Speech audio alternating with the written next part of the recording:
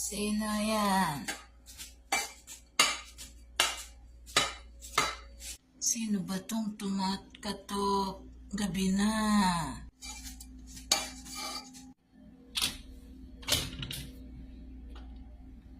Magandang gabi po, Lola. Magandang gabi din sa'yo, Eho. Salamat po, Lola. Andyan po ba si Day? Anong pakay mo, Kiday? Halika, umupo ka.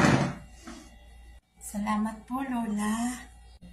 Lola, ay kung mararapatin po ninyo, ako po'y aakit ng ligaw sa apo nyo. Aba, iho, ang bata-bata mo pa para makit ng ligaw sa apo ko. Bata pa ang apo ko, nag-aaral pa siya. Alam ko po, Lola. Gusto ko lang po sana sa kanyang humingi ng apologize kasi kanina po ay nabangga po siya ng bisikleta habang naglalakad po sila ng kaibigan niya. Kaya po ako'y naparito. Ganun ba iyo? Ay siya, tika lang at tatawagin ko si Day. Nagsigsaglit lang, hintayin mo siya ha.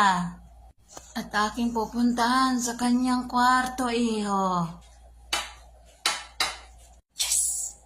Salamat po, Lola. Iha. Iha. Iha. Ay, Lola, tuloy po kayo. Ano pong meron? Magandang gabi po, Lola. Iha. Meron kang bisita doon sa sala. Puntahan mo. Ang expectation ngayon na magbibisita sa akin, Lola. Promise, Lola. Sino yun? Siya po. Magtitimpla ko ng naiinom ng bisita mo. Salamat po, Lola. Oh, ikaw pala, Ike. Good evening. Anong ginagawa mo dito?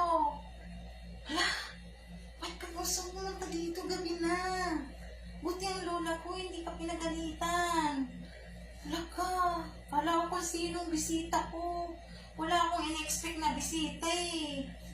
Uy, ikaw pala, anong nangyari sa'yo? Ba't napasahod ka?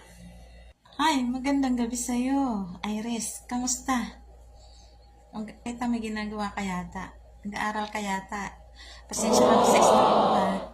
Kasi napapunta ako dito kasi gusto ko sanang humingi ng apologize sa'yo. Yung pangyayari kaninang umaga na